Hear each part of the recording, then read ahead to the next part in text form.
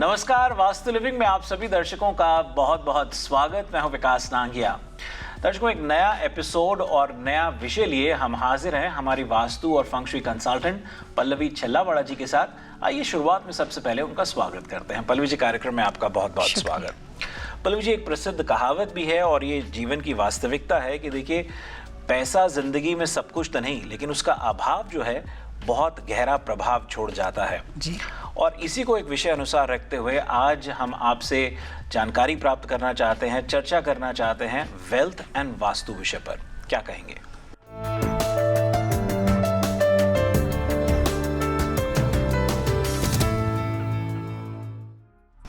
बहुत अच्छा विषय है। वेल्थ के बारे में काफ़ी सारे लोग सोचते हैं। आई थिंक कि सभी लोगों की ये कामना होती है कि मैं सबसे ज़्यादा फाइनेंशियली स्ट्रांग रहूं, लेकिन कई बार ये भी काफ़ी लोगों के मुंह से सुना जाता है कि पैसे जैसे आता है वैसा ही पैसा चला जाता है, यानी कि पैसा मेरे पास रहता नहीं है। अभी किसी ने अगर नया बिजनेस शुरू किया है तो उनको हमेशा डर लगा रहता है कि ये बिज़नेस में मुझे सक्सेस मिलेगी कि नहीं मिलेगी, फाइनेंशियली मेरे को यहाँ पे फ़ायदा होगा कि नहीं होगा।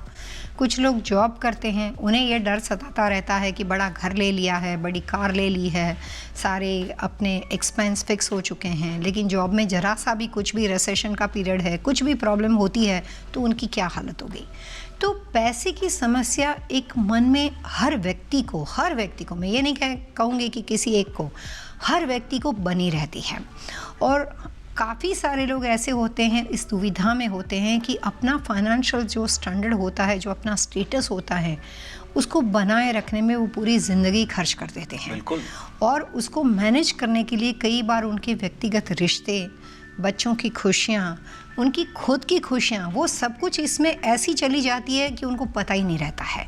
तो वेल्थ एंड वास्तु की मदद से ये बात हम कर सकते हैं कि ईयर के अनुसार, अपने आसपास के माहौल के अनुसार जो आपका एटमॉस्फियर है वो वास्तु शास्त्र से बना के आप अपने एक्सपेंस को कैसे कंट्रोल कर सकते हो और फाइनेंशियल गेन को बनाने के लिए जो आपकी डे बाय डे की रूटीन, जो आपकी एक्टिविटी है, उसमें आप अपने आप को कैसे सस्टेन कर सकते हो, कैसे स्टेबल कर सकते हो।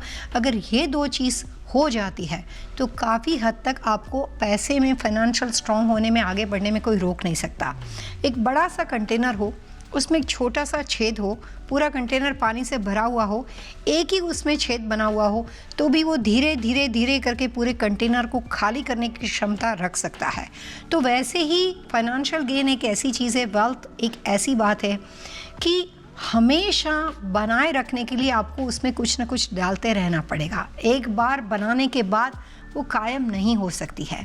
और वास्तु में कहते हैं कि लक्ष्मी बहुत ही चंचल है, वो हर 7 पीढ़ी के बाद उस व्यक्ति के घर से चली जाती है। तो ये तमाम चीज़ों को ध्यान में रखकर ये बात महत्वपूर्ण हो जाती है कि अपना फाइनेंशियल स्टेटस कैसे मेंटेन किया जाए और उसमें आप अपनी डेली लाइफ में, बिजनेस में, काम में वास्तु की छोटी छोटी टिप्स को अप्लाई कर सकते हो। पल्लवी जी, ये बीते जो 2-2.5 साल या ये कहूँ कि 3 साल करीब, 2020 से जो कोविड का सिलसिला शुरू हुआ, 20, 21, 22 और अब हम 23 में आ गए हैं, वेल्थ को लेकर के कुछ लोग बहुत इनसिक्योर हो गए हैं। बिकॉज सबने बहुत अजीबोगरीब उतार चढ़ाव देखे हैं जी। और सबसे बड़ी बात है कि 2023 में जो एनालिस्ट्स भी हैं, जो इकोनॉमिस्ट्स भी हैं, ये प्रेडिक्शंस लेकर के चल रहे हैं कि भी बहुत ज़्यादा इन्फ्लेशन आने वाला है। दिख रहा है वो ऑलरेडी। हम लोग भी जब ग्रोसरीज लेने जाते हैं, कुछ खरीदने जाते हैं तो इन्फ्लेशन नज़र आती है। और दूसरी बात, रिसेशन की भी वो करते हैं और आपने अभी रिसेशन शब्द का प्रयोग भी किया था, उसका जिक्र किया था।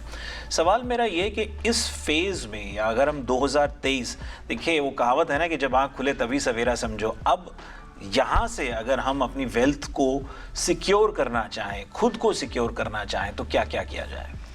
वैसे वेल्थ एंड वास्तु की टिप्स तो हमेशा से मैं कहना चाहूँगी कि हर एक के लिए यूज़फुल होती है, लेकिन 2023 में तो खास है। जैसे आपने कहा कि यहाँ पे अभी रिसेशन की शुरुआत हो चुकी है, जबकि हम और सब ये रिसेशन वर्ल्ड वाइड है, इन्फ्लेशन वर्ल्ड वाइड है जी, बिकॉज ऑफ कोविड। और पिछले 2-3 साल से हम लोग ये कह सकते हैं कि आदमी स्ट्रगल ही कर रहा है एक या दूसरे तरीके से, नेचुरल डिज़ास्टर की वजह से। इस कंडीशन में अपने आप को बनाए रखना और भीड़ का हिस्सा रहना और उसमें सबसे आगे निकल जाना, ये भी एक बहुत बड़ा चैलेंज है। तो मैं ये कहना चाहूँगी कि छोटी छोटी चीज़ों से आप अपनी वेल्थ को बनाए रख सकते हो। अगर आप ये मत सोचो कि मेरे को एक रात में 100,000 कमा लेने हैं या 1 मिलियन कमा लेने हैं। अगर आपने एक बार एक रात में 100,000 कमा भी लिए या 1 मिलियन बना दिए, लेकिन अगर आपका पैसे के जाने का रास्ता बना हुआ है तो आप कितनी भी कोशिश करोगे आप अपने आप को स्टेबल नहीं कर पाओगे। तो फाइनेंशियल स्टेबिलिटी हर आदमी के लिए बहुत ही इम्पोर्टेंट बातें होती है। फाइनेंशियल स्टेबिलिटी के लिए आम आदमी 2-3 बातों को देखता है। एक होता है उसका सिक्योर सेविंग, एक होता है इनसिक्योर सेविंग। जैसे वो म्यूचुअल फंड में लगाता है, बैंक इन्वेस्टमेंट करता है, अलग अलग तरह के इन्वेस्टमेंट करता है, रियल एस्टेट इन्वेस्टमेंट करता है, वो सब सिक्योर इन्वेस्टमेंट में आता है। वास्तु जो होता है वो बिल्डिंग स्ट्रक्चर और स्टेबिलिटी के साथ जुड़ा हुआ विषय है, जो एक ठोस सबूत है कि बिल्डिंग के स्ट्रक्चर की रचना, उसका एटमॉस्फेयर, उसके आसपास का एलिमेंट, उसके आसपास का एनवायरनमेंट आपको अलग अलग तरह की अपने जीवन की एक्टिविटी में कैसे पावरफुल बना सकता है। तो मैं ये कहना चाहूँगी कि सबसे पहले बात करते हैं रोज़मरोज़ के खर्चे की। तो उसमें काफ़ी लोग मेरे को विकास जी प्रोग्राम के अलावा एयरपोर्ट पे मिलते हैं, कई बार कोई साथ में मिलते हैं, तो काफ़ी लोग भाग के आ जाते हैं कि आर यू पल्लवी छला बड़ा। तो फिर ऐसी छोटी छोटी बात होती है कि मेरे पास से हमेशा पैसे खर्च हो जाते हैं, मैं कौन से कलर का पर्स खरीदूँ। तो बात होती है मैं कौन से कलर का अपने हस्बैंड के लिए वॉलेट लूँ, जो भी तरह की रचना हो। तो यहाँ पे मैं कहना चाहूँगी कि जो आप डेली यूज़ में अपने घर में, अपने घर के रोजिंदा खर्चे के लिए, अपने बिज़नेस में जो भी आपकी डेली रूटीन आपकी अपने एक्सपेंस है उसको रखने के लिए, जहाँ पे भी आप अपने पैसे चेक बुक रखते हो, चेक बुक भी आप किसी को देते हो, तो बिज़नेस में चेक बुक हो या घर में कैश मनी हो, तो उसको कोशिश करनी चाहिए सिंपल टिप्स में कि नॉर्थ यानी कि उत्तर दिशा, नॉर्थ ईस्ट यानी कि ईशान दिशा, नॉर्थ वेस्ट यानी कि वायव्य दिशा, उसमें गलती से भी मत रखो। चाहे बात काफ़ी लोग बोलते हैं कि सिर्फ $2,000 है घर के खर्चे के लिए रखे हैं, जो भी हो, नीचे से शुरुआत करो, छोटे छोटे एक्सपेंस को कंट्रोल करने की शुरुआत करो ताकि बड़ा नुकसान नहीं होगा। तो ये 3 दिशाओं में उसको रखना नहीं चाहिए। और रखने के लिए जो सबसे उपयुक्त दिशा है वो है साउथ यानी कि दक्षिण दिशा, साउथ वेस्ट यानी कि नैऋत्य दिशा। ये दोनों दिशाएं 101% बेनिफिशियल है, जिससे आपके इनकमिंग और आउटगोइंग एक्सपेंस को आप कंट्रोल कर सकते हो। बहुत दिलचस्प जानकारी, क्योंकि ये साल विशेष है, खास अगर हम वेल्थ की बात करें उसको लेकर के जागरूकता होनी बहुत ज़रूरी है। एक छोटा सा ब्रेक के उस पार पल्लवी जी से ये बातचीत जारी रहेगी। हम बहुत जल्द हाजिर होंगे।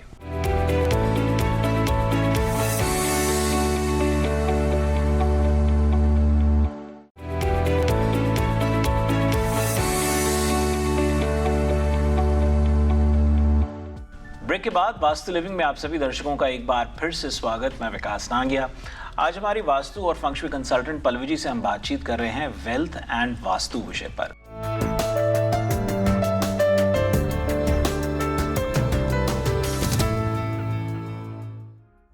पल्लवी जी, कार्यक्रम में आपका एक बार फिर से स्वागत। दिशाओं के बारे में आपने बताया कि किस किस दिशा में वो पैसे रखें, कहाँ ना रखें। जी, बहुत से लोग ऐसा है जब वेल्थ की बात सोचते हैं ना, तो उनके दिमाग में जो यकीनी तौर पर आता है वो है कि हम यंत्रों का प्रयोग करें। हम कुछ ऐसे यंत्र रख लें, कुबेर यंत्र रख लें, महालक्ष्मी यंत्र रख लें। इस तरह के बातें उनके ध्यान में आती हैं, खरीद भी लेते हैं, फिर उन्हें समझ नहीं आता कि उसको रखना कहाँ है, उसका रखरखाव क्या है। क्या गाइड करेंगे? काफ़ी सारे लोग लक्ष्मी यंत्र और कुबेर यंत्र का प्रयोग अपने बिजनेस में करते हैं। वास्तु कंसल्टेंट होने के नाते मैं कहना चाहूँगी कि कुबेर जी को इंडियन मैथोलॉजी के हिसाब से अकाउंटेंट माने जाते हैं, यानी कि वो पैसे और धन की समृद्धि के दाता है, लेकिन वो उसको कंट्रोल करते हैं। तो सिर्फ साउथ इंडियन फैमिली या जो लोग कुबेर जी को अपने इष्ट देव मानते हैं, उनके अलावा आम तौर पे घर और बिजनेस लोकेशन में कुबेर यंत्र को नहीं रखना चाहिए। श्री यंत्र को आप रख सकते हो, लक्ष्मी यंत्र को रख सकते हो, महालक्ष्मी के यंत्र के एक बने हुए कॉपर के बने हुआ कुछ एक खास तरह का यंत्र आता है। काफ़ी सारे लोग जब यंत्र रखते हैं तो उसमें भी मिसगाइड हो जाते हैं, क्योंकि आज के अभी मॉडर्न मार्केट में सोने के भी यंत्र मिलते हैं, चांदी के भी यंत्र मिलते हैं, फाइनेंशियली वो अफोर्ड भी कर सकते हैं। तो उनकी धारणा रहती है कि अगर हम सोना और चांदी का खरीदेंगे तो हमें ज़्यादा फ़ायदा होगा। लेकिन वास्तु कंसल्टेंट होने के नाते मैं कहना चाहूँगी कि इतने सालों की परंपरा से जो भी तरह के यंत्र को अप्लाई किया जाता है वो सिर्फ पंच धातु और कॉपर के यंत्र होते हैं और उसी की महत्ता आज के टाइम में भी उतनी ही बनी हुई है। तो कोशिश करनी चाहिए कि आप फाइनेंशियली कितने भी स्ट्रांग क्यों ना हो, लेकिन इस चीज़ को सोने या चांदी में ना खरीदते हुए जो कॉपर के मटेरियल का जो पंच धातुओं का प्रभाव होता है, जिसमें 5 एलिमेंट्स इकट्ठे होते हैं, उसका फ़ायदा बहुत ज़्यादा होता है। तो पंच धातु के यंत्र को ही खरीदना चाहिए। और श्री यंत्र की उपयुक्त दिशा जो है वो नॉर्थ ईस्ट है और जो लक्ष्मी यंत्र होता है उसको भी आप नॉर्थ ईस्ट में रख सकते हो या फिर ईस्ट में रख सकते हो। श्री यंत्र के साथ साथ एक मेरू यंत्र आता है। जो मेरू यंत्र एक कछुआ होता है, उसके ऊपर पूरे एक श्री यंत्र की मुद्रा बनी हुई होती है। मेरू यंत्र को भी वास्तु में बहुत ही अच्छा मानते हैं, जो कि आप अपने घर और बिजनेस के लोकेशन में नॉर्थ ईस्ट में रख सकते हो। लेकिन पहले जैसे मैंने कहा कि इनकमिंग और आउटगोइंग को बैलेंस करो। उसके बाद सबसे इम्पोर्टेंट बात आ जाती है प्रॉफिट एंड लॉस। घर में जिस सोर्स से पैसा आएगा, वो जॉब अगर हो तो सैलरी है, बिजनेस हो तो प्रॉफिट है। तो अब जो सेकंड बात है वो है कि आप कैसे अपने प्रॉफिट एंड लॉस को कंट्रोल कर सकते हो। प्रॉफिट एंड लॉस अगर आप बिज़नेस करते हो तो आपकी बिज़नेस में आपकी खुद की व्यक्तिगत दिशा, जहाँ पे आप काम करते हो उस बिज़नेस लोकेशन की डायरेक्शन और उसके आसपास की चीज़ें, बहुत सारी छोटी छोटी बातें हैं जिसमें हमारे पास कोई ऐसी कॉमन टिप्स नहीं होती है। लेकिन अभी हम यहाँ पे समांतर स्तर पे बात करते हैं। तो मैं ये कहना चाहूँगी कि अपने रूटीन एक्सपेंस के लिए जैसे आप लक्ष्मी यंत्र और मेरू यंत्र का प्रयोग करते हो, वैसे आप अपने बिज़नेस में प्रॉफिट एंड लॉस को बैलेंस रखने के लिए कुछ हद तक अपने बिज़नेस और घर की लोकेशन में दोनों साथ में रखना पड़ेगा। साउथ वेस्ट यानी कि नैऋत्य दिशा में वेल्थ ट्री का प्रयोग कर सकते हो। वेल्थ ट्री बहुत ही पावरफुल रेमेडी है जो कि आपके प्रॉफिट एंड लॉस में कुछ हद तक आपकी खुद की डेट ऑफ बर्थ से अगर आपने जगह को गलत सिलेक्ट किया है, बिजनेस के कोई भी एस्पेक्ट आपके कंट्रोल में नहीं है, एटमॉस्फेयर कुछ ऐसा है जो आपके लिए आपके हाथ में चीज़ें नहीं है, जो भी चीज़ आउट ऑफ कंट्रोल है उसमें आपकी हेल्प कर सकते हैं। तो 2023 में वेल्थ ट्री का प्रयोग तो बहुत ही ज़्यादा सोने पे सुहागे जैसी वाली बात है। लेकिन प्रॉफिट एंड लॉस के लिए या अगर आपके जॉब के अंदर जो भी आप अपने घर में आमदनी के लिए जो भी आपकी सोर्स ऑफ इनकम है उसको आगे बढ़ाने के लिए साउथ वेस्ट कॉर्नर में आप वेल्थ ट्री का प्रयोग कर सकते हो। जी, इसके अतिरिक्त मैंने कई लोगों से ऐसा भी सुना है कि वो कोई कहता है कि भाई बैम्बू प्लांट्स रखने से भी मुझे फ़ायदा होता है, कोई लोग कहते हैं मनी प्लांट रखने से मुझे फ़ायदा होता है। ये सिर्फ धारणाएं हैं या उसके लिए भी कुछ सुझाव है आपकी ओर से? मुझे लगता है आप मन की बात भी पढ़ लेते हो, क्योंकि अभी मैं मनी प्लांट के बारे में ही बताने वाली थी। वास्तु में अलग अलग तरह की काफ़ी रेमेडी है जिसको रेमेडियल साइंस, क्योंकि वास्तु खुद ही अपने आप में रेमेडियल साइंस है, तो कुछ डायरेक्शन और रखरखाव के बाद उसमें काफ़ी अलग अलग तरह की रेमेडी बताई गई है। तो जैसे वेल्थ ट्री के बाद अगर आम आदमी नॉर्मली जो इतने सालों से प्रचलित मान्यता है और वो है मनी प्लांट। मनी प्लांट दो तरह के आते हैं, एक है इंडियन मनी प्लांट, एक है अमेरिकन मनी प्लांट। काफ़ी सारे लोग वो भी रख देते हैं। यहाँ पे मैं एक बात कंसल्टेंट होने के नाते कहना चाहूँगी कि वास्तु में मनी प्लांट को रखने के लिए कुछ रूल्स एंड रेगुलेशन है। काफ़ी सारे लोग ये सोचते हैं कि मनी प्लांट घर की दीवार के ऊपर या सीढ़ियों के ऊपर स्टेयरकेस पे लगा के मैं फैला देती हूँ ताकि मेरे को उससे फ़ायदा बहुत ज़्यादा हो जाएगा। लेकिन ऐसा होता नहीं है। जब कभी आप अपने बिज़नेस के लिए कोई भी तरह की लोन, मॉर्गेज कोई भी अप्लाई करते हो तो उसमें काफ़ी सारी चीज़ें देखी जाती है आपको बैंक पैसा देने से पहले, कि आपका क्रेडिट स्कोर कैसा है, आपके ट्रांजैक्शन कैसे है, आपका बिज़नेस उसको अफोर्ड करेगा कि नहीं करेगा। वैसे ही मनी प्लांट जो है वो नेचुरल लैंडस्केपिंग रेमेडी है, लेकिन उसके अपने रूल्स हैं।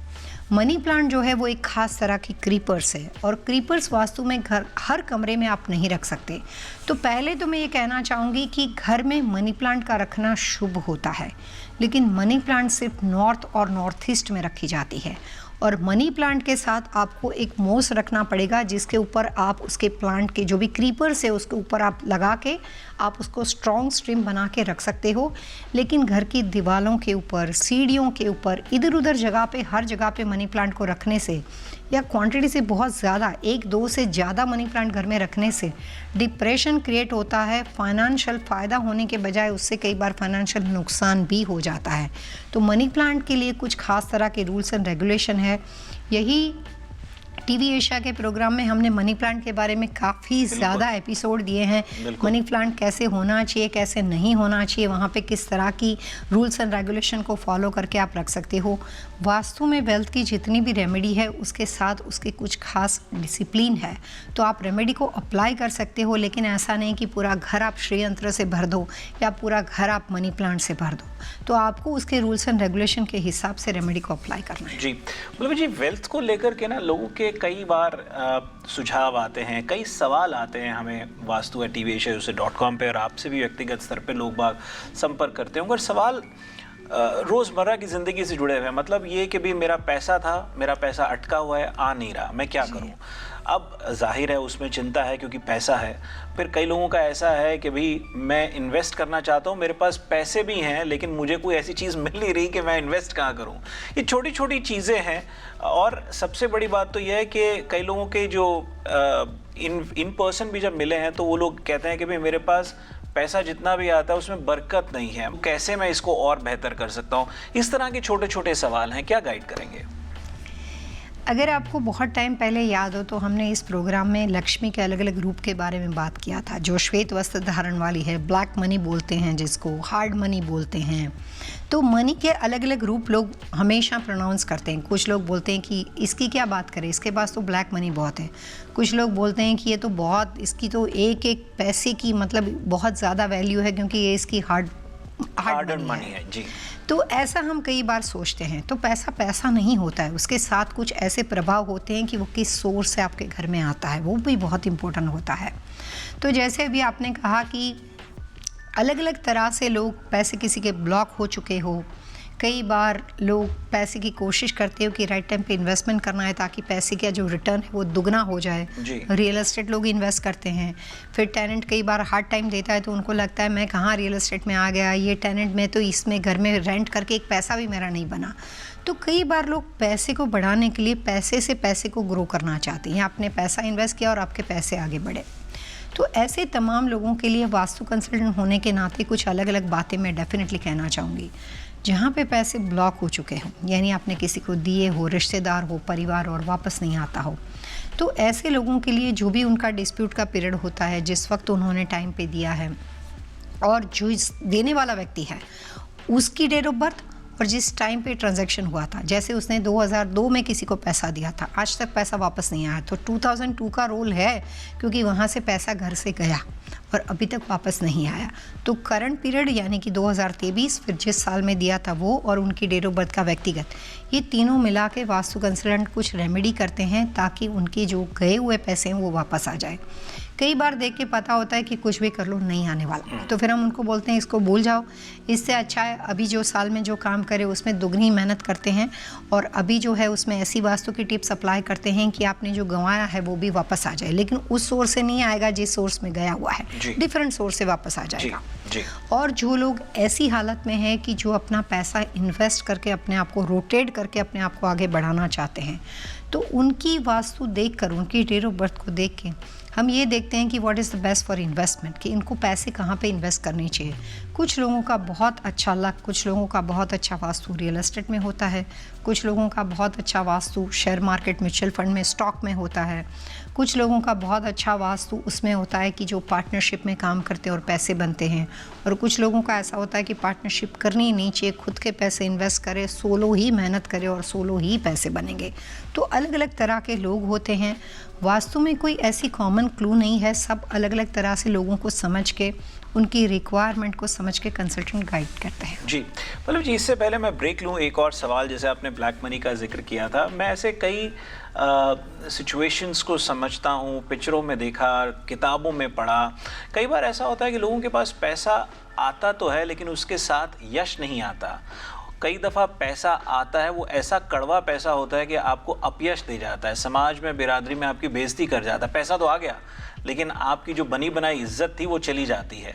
और कई बार ऐसी विपरीत परिस्थिति होती है कि आपके साथ पैसा भी आता है, यश भी आता है, ओहदा भी आता है, समाज में आपकी अलग से प्रतिष्ठा भी होती है। पैसा जो है कभी कभी ऐसा होता है कि अपनों को गैर कर देता है और गैरों को अपना भी बना देता है। ये ऐसी विचित्र परिस्थितियां हम सब ने देखी हैं। इन सब परिस्थितियों में वास्तु कहाँ, किस तरह से होता है, किस तरह से कार्यरत होता है? जैसे जैसे आप आगे बढ़ते हो आपकी महत्वाकांक्षा आगे बढ़ती है, और जैसे जैसे आपके पैसे बढ़ते हैं वैसे वैसे आपके रिश्ते बढ़ते हैं। और वो रिश्ते इसलिए चेंज हो जाते हैं क्योंकि कई बार जिन लोगों ने आपको बहुत ही ग्राउंड अर्थ देखा था, जिन्होंने कभी आपका प्रोग्रेस नहीं देखा है, वो लोग कई बार आपको बहुत ज़्यादा टॉप पे देख नहीं पाते। बिल्कुल। तो जैसे जैसे आप आगे बढ़ते हो आपके रिश्ते, पैसे के साथ कुछ बातें जुड़ी हुई है, ये कह सकते हो कि वो सिक्के के दूसरे पहलू है। तो जैसे जैसे आप फाइनेंशियली आगे बढ़ते हो वैसे वैसे आपके अपने आप का साथ छोड़ना शुरू कर देते हैं। हमेशा नहीं होता है बट 98% होता है, और आपके रिलेशनशिप बदल जाते हैं।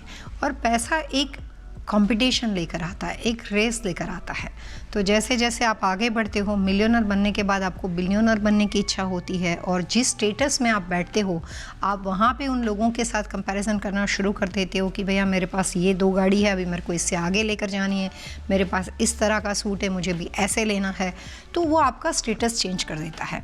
तो कई बार आदमी स्टेटस के पीछे भागता है। काफ़ी सारे लोग बोलते हैं कि स्टेटस क्यों होना चाहिए, हम तो बहुत ही नैरो डाउन है, हम तो like simple living high thinking में मानते हैं। हाई थिंकिंग में मानना अच्छा होता है, सिंपल लिविंग में मानना बहुत ही अच्छा होता है, लेकिन उससे कहीं कोई ऐसा क्लू नहीं है कि जिस स्टेटस में आप जीते हो और जिस तरह के शौक़ आपके हैं, जिस तरह की आपकी इच्छाएं हैं, वो आप पूरी ना कर सको। तो कई बार फादर जो होते हैं वो अपनी नेक्स्ट जनरेशन को हमेशा सलाह देते हैं कि ज़्यादा खर्चा नहीं करना है, ये नहीं करना है, गाड़ी ये लेनी है। जब बच्चे मेरे पास आते हैं, मैं अभी एटलांटा में थी, मेरे क्लाइंट के बेटे ने मेरे को फ़ोन किया कि आंटी कुछ करो ना, मेरे पिताजी को मेरे को ये गाड़ी लेनी है और मेरे को लेने नहीं देते। मैंने कहा टेंशन मत कर, मैं उनसे बात करती हूँ। तो मेरा उनके साथ बहुत अच्छा रिश्ता था। तो मैंने कहा कि आप इसको क्यों नहीं देते हो? तो उन्होंने कहा कि मैंने अपनी शुरुआत ऐसे की वैसे की, अपनी पास्ट हिस्ट्री में चले गए। मैंने कहा कोई बात नहीं, लेकिन आपकी जहाँ पे ख़त्म होती है वहाँ से इसकी शुरुआत होती है, वहाँ से उसका बिगिनिंग होता है। And he deserve it. वो अच्छा पढ़ता था, डॉक्टर बन गया बेटा, और बहुत ही मेहनती लड़का था। उसकी एक ही ख्वाहिश थी, उसको एक अच्छी गाड़ी चाहिए थी।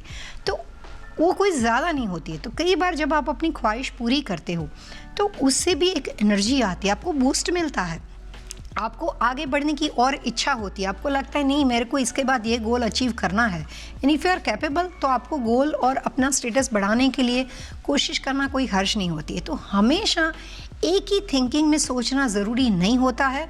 वेल्थ का वास्तु के साथ लेना देना इसलिए है कि जैसे जैसे आपने देखा होगा कि एक आदमी नॉर्मल रेंटल घर से शुरुआत करता है, उसके बाद कुछ पैसे बनेंगे, फ़ोन करेंगे पल्लवी आजा मेरे को सिंगल फैमिली होम करना है।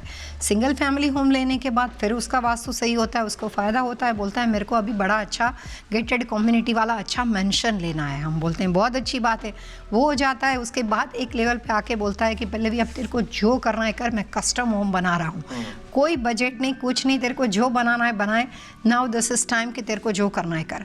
तो ये वेल्थ के अलग अलग स्टेजेस है। जी। जैसे जैसे पैसा बढ़ता है वैसे वैसे हमेशा वो आपके थ्रू ही दिखता है। जी जी। दर्शकों, वास्तु लिविंग में अब वक्त तो चला है एक और छोटे से ब्रेक का। ब्रेक के उस पार हम पल्लवी जी से जानेंगे टिप ऑफ द वीक, और फिर आज के विषय पर बातचीत जारी रहेगी। हम बहुत जल्द हाजिर होंगे।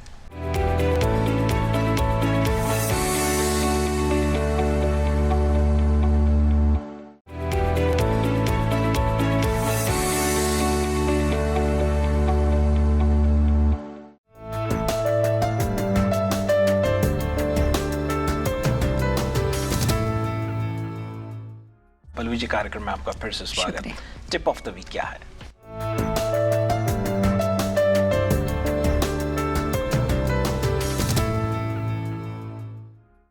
इस प्रोग्राम में हम वेल्थ के बारे में बात करते हैं। वैसे तो काफ़ी सारे यंत्रों के बारे में बात हो गई, 12 ट्री के बारे में बात हो गई, लेकिन वास्तु में ऐसी छोटी छोटी रहस्यमय बातें हैं जो आप अपने घर और बिजनेस में अप्लाई कर सकते हो। काफ़ी सारे लोग अपने घर के बैंक के लॉकर में या जो नवग्रह पहनते हैं, आपने नवग्रह का पेंडेंट देखा होगा, तो कई बार वो अपने सेफ बॉक्स में छोड़ देते हैं। पहले बनवाया होता है, उसके बाद भूल जाते हैं। कई बार अपने साथ पहन के घूमते हैं। तो कोई भी दुनिया में ऐसा आदमी नहीं है जिसके सारे के सारे ग्रह अच्छे हों। तो इसका मतलब यह हो कि आपने कुछ ऐसे पहने हैं जो ग्रह आपके लिए विपरीत है, कुछ ऐसे पहने जो आपके लिए अच्छे हैं। तो कई बार वास्तु और वेल्थ की टिप्स में ये भी जानना ज़रूरी है कि किससे आपकी वेल्थ को नुकसान हो सकता है। तो आप अपने सेफ बॉक्स में, कैश बॉक्स में, जहाँ पे भी आप अपना पैसा, सेविंग्स, वैल्यूएबल चीज़ों को रखते हो, उसके साथ कहीं पे भी आपको नवग्रह की कोई चीज़ को नहीं रखना चाहिए। ज़मीन के अंदर कंस्ट्रक्शन के दौरान, ड्यूरिंग अ कंस्ट्रक्शन, जब घर बिजनेस बनाते हो तो आप ज़मीन में खुदाई करके डाल सकते हो, लेकिन सेफ बॉक्स में नहीं रखना चाहिए। काफ़ी अलग अलग चिप्स है जिसमें सांप की कंचुकी होती है, जिससे पूरे सांप की बनी हुई, वो भी आप अपने सेफ बॉक्स में लोग रखते हैं। वास्तु कंसल्टेंट होने नाते मैं ये कहना चाहूँगी कि आपको अपने सेफ बॉक्स में कोई भी पानी, कोकोनट, नारियल के अंदर एक पानी बना हुआ होता है, कॉपर के घड़े में पानी रखकर नहीं रखना चाहिए, कोकोनट नहीं रखना चाहिए, कोई भी वाटर एलिमेंट की चीज़ अपने सेफ बॉक्स के अंदर नहीं रखनी चाहिए, और नवग्रह की कोई भी चीज़ या कोई भी तरह के स्टोन्स जो आपने पहले पहने हो, बाद में उतार दिए हो और अभी आप नहीं पहन रहे हो बट वो एक्सपेंसिव है, तो उसको जाके वैल्यूएबल सेफ बॉक्स में नहीं रखना चाहिए। जी पल्लवी जी, बहुत सी बातें हैं। वेल्थ एक ऐसा विषय है जो एक सागर की तरह है, Endless story। और उसमें अलग अलग परिस्थितियां, अलग अलग लोग, उनके किस्से, उनकी बातें, उनके जीवन से जुड़े उतार चढ़ाव, क्योंकि हम एक दूसरे से ही सीख लेते हैं जी। तो बहुत सी चीज़ें हैं। दर्शकों, वास्तु लिविंग के आज के एपिसोड में इतना ही। यदि आज के विषय से संबंधित आपके मन में कोई सवाल हो, सुझाव हो, आप चाहते हैं कि हम पल्लवी जी से अन्य किसी विषय पर बातचीत करें, तो आप हमें लिख सकते हैं vastu@tvasiausa.com पर। और यदि आप पल्लवी जी से संपर्क सीधा करना चाहते हैं तो आप सरल आसान तरीका है pallavichellawada.com। पल्लवी जी, अगले अंक तक के लिए आइए, दर्शकों से मिलकर के आगे लेते हैं। Wish you all happy vastu living.